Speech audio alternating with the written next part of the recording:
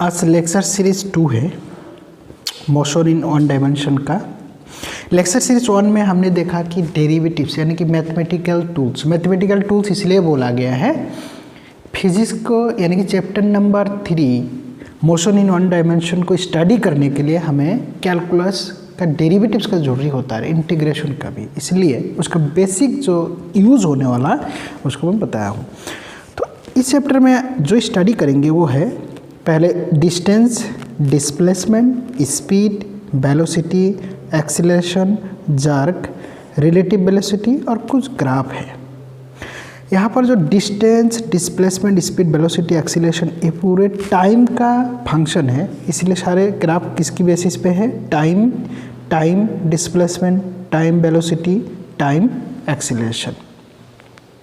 तो आज का जो लेक्चर है, जो लेक्चर 02 है, जिसमें हम डिस्टेंस और डिस्प्लेसमेंट स्टडी करेंगे, फिर नेक्स्ट स्पीड, वेलोसिटी, इस प्रकार हम बढ़ते जाएंगे। तो अभी देखते हैं कि डिस्प्लेसमेंट और डिस्टेंस क्या है।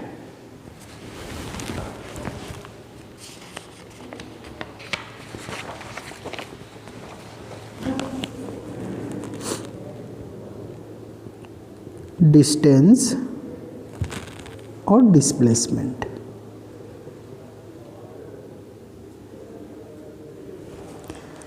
एक एग्जांपल से समझेंगे। मान लेते हैं एक पॉइंट ए है और एक पॉइंट बी है। ए और बी पॉइंट से हम इस प्रकार जा सकते हैं, सीधा जा सकते हैं और ऐसा ऐसा करके भी जा सकता है, यानी कि हमें 3 पाथ मिला, 1 2 3।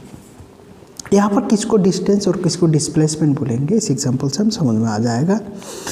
डिस्टेंस वो होता है पाथ लेंथ, यानी कोई से भी किसी भी पाथ फॉलो करो, टोटल पाथ लेंथ जो होता है उसको डिस्टेंस बोला जाता है।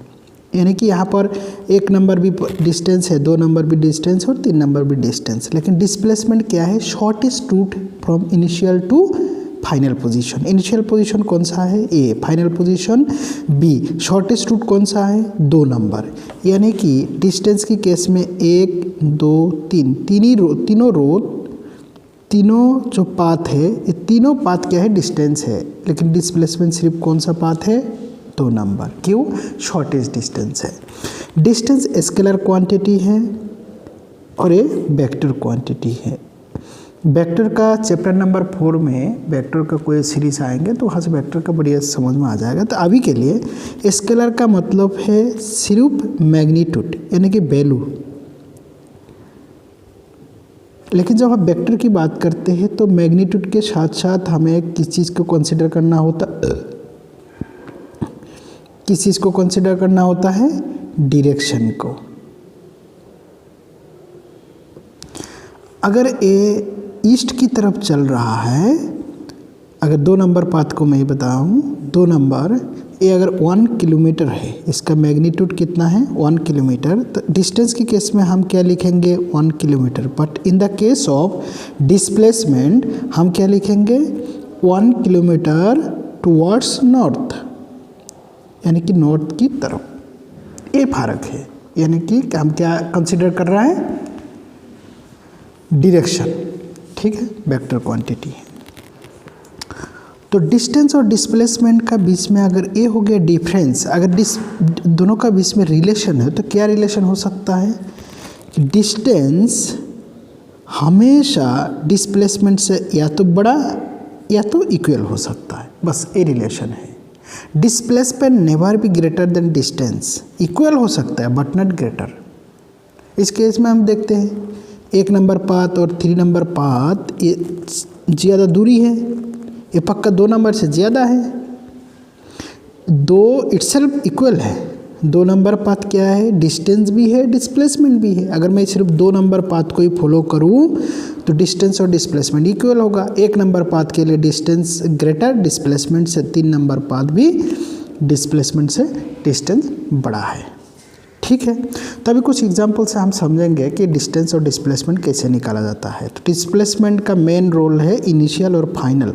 पाथ को कोई डिपेंड नहीं करता, कैसे गया, कहाँ से गया, कुछ नहीं।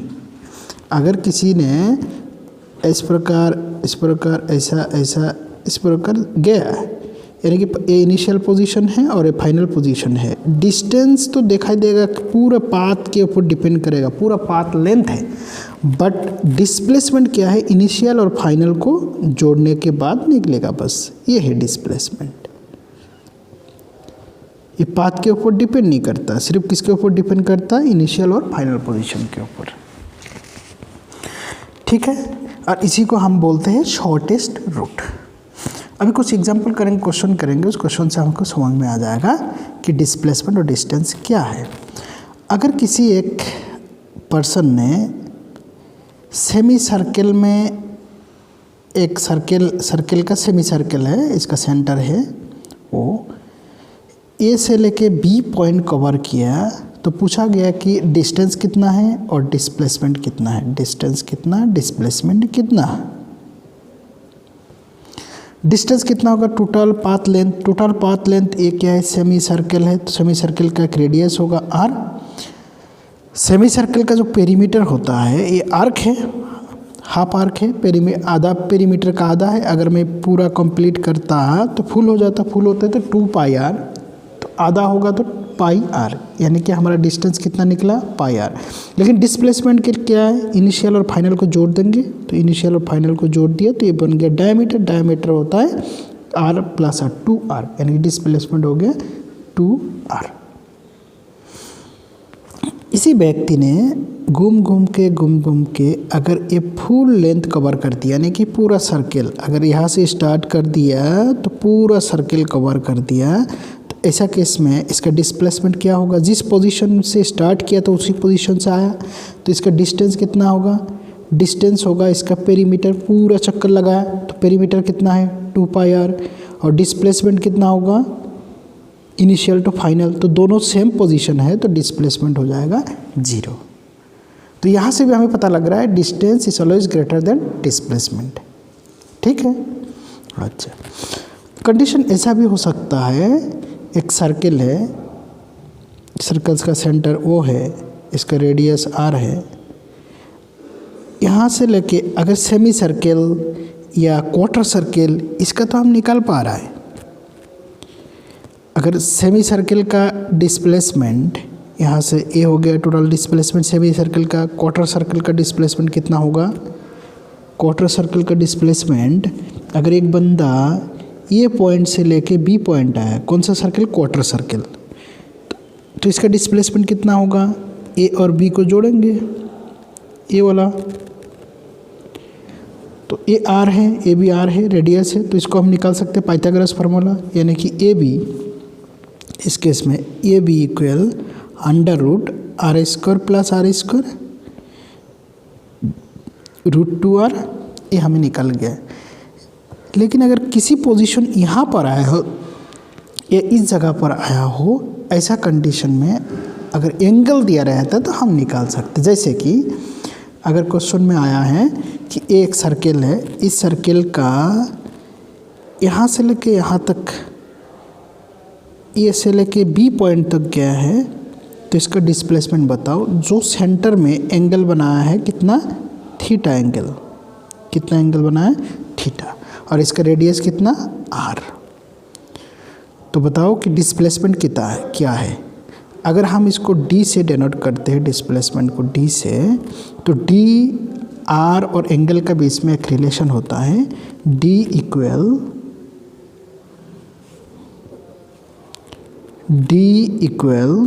2r sine theta by 2। जब वेक्टर हम स्टडी करेंगे तो वेक्टर में हम इसको कैसे निकाला जाता है बताया जाएगा। ठीक है, स्क्वायर है,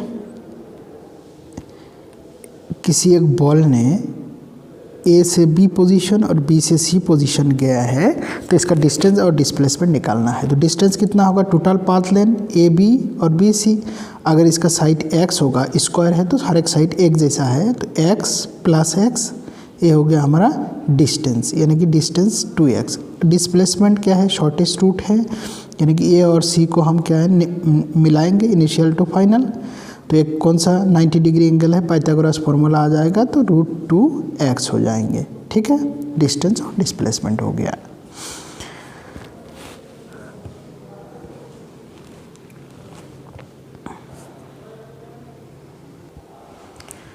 एक क्वेश्चन है, a wheel of radius R is rolling on the road. एक व्हील है जिसका रेडियस कितना है, आर है, ये रोड के ऊपर क्या है, घूम रहा है। What will be the displacement of the point P in half rotation of wheel. अगर ये व्हील हाफ रोटेशन करके आगे बढ़ जाता है तो पॉइंट पी का डिस्प्लेसमेंट क्या होगा। तो हम पहले इसको विजुलाइज करते हैं, देखते हैं कि आधा जाने से पॉइंट पी कहाँ तक पहुँचेगी। जैसे ये घूमेगा तो पी का जो पोजीशन है धीरे धीरे चेंज होगा। हाफ रोटेशन में कहाँ आ जाएगा, ऊपर। मान लेते हैं हाफ रोटेशन में यहाँ ये नया पोजीशन है व्हील का, तो पी पोजीशन कहाँ, यहाँ आएगा। हम पी डैश से नोट कर दिया, ठीक। तो डिस्प्लेसमेंट का मतलब है इनिशियल पोजीशन से लेके फाइनल पोजीशन। तो हम इसे खींच देते हैं, ये हो गया हमारा डिस्प्लेसमेंट। तो पी डैश कितना होगा ये पूछा गया है। तो ये वाला डिस्टेंस कितना होगा, अगर ये पूरा घूमता तो ये वाला डिस्टेंस कितना होता है, इसका पेरीमीटर 2πr, लेकिन आधा रोटेशन हुआ है तो ये कितना होगा, πr। ये वाला कितना होगा, ये डायमीटर है यानी कि r + r, ये हो गया 2r। और ये कौन सा एंगल है, 90 डिग्री। तो यहाँ से हम ये निकाल सकते हैं, P dash equal √πr² + 2r whole square. r² common ले सकते हैं तो √r² कॉमन लेने से पाई + 2 होल स्क्वायर, यानी कि आंसर आ जाएगा r √π π² + 2², π² + 2²। ये होगा हमारा आंसर, यानी कि r × √π² + 4। तो ये था डिस्टेंस और डिस्प्लेसमेंट निकालने का तरीका, और इसका कंसेप्ट भी हमको समझ में आया कि डिस्टेंस का मतलब होता है कोई से भी जाए, हर एक जगह हर एक पॉइंट को, पूरा पाथ लेंथ को हमें ऐड करना है। लेकिन in the case of displacement सिर्फ इनिशियल और फाइनल पॉइंट को जोड़ना है और उसका डिस्टेंस, उसका टोटल कितना वैल्यू होता है निकालना है, साथ साथ में उसका डायरेक्शन। इस केस में हम डायरेक्शन भी निकाल सकते हैं। अगर बताया गया कि रोड की सापेक्ष में ये जो नया पी डैश पॉइंट है उसका डायरेक्शन क्या है, तो हम उसका एंगल निकालेंगे थीटा।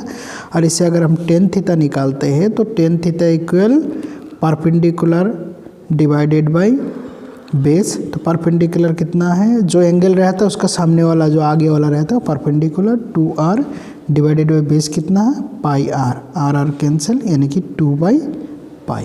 ये हो गया हमारा एंगल। कितना एंगल है, थीटा इक्वल tan−1 2/π। इतना एंगल में इसका पोजीशन, यानी कि इस डायरेक्शन में है। ये अगर हम इस डायरेक्शन मानते हैं तो ये अगर नॉर्थ होगा, नॉर्थ और ईस्ट, तो नॉर्थ ईस्ट की डायरेक्शन में कितना एंगल में, tan−1 2/π। ये एंगल हम क्यों, डायरेक्शन क्यों बोल रहा है, क्योंकि जो डिस्प्लेसमेंट है ये हमारा वेक्टर क्वांटिटी, और वेक्टर क्वांटिटी की जब भी हम बात करते हैं तो हम किसको कंसीडर करते हैं, डायरेक्शन को। तो नेक्स्ट वीडियो आएंगे वेलोसिटी और स्पीड के ऊपर, बहुत ढेर सारे कॉन्सेप्ट उसमें मिलेंगे।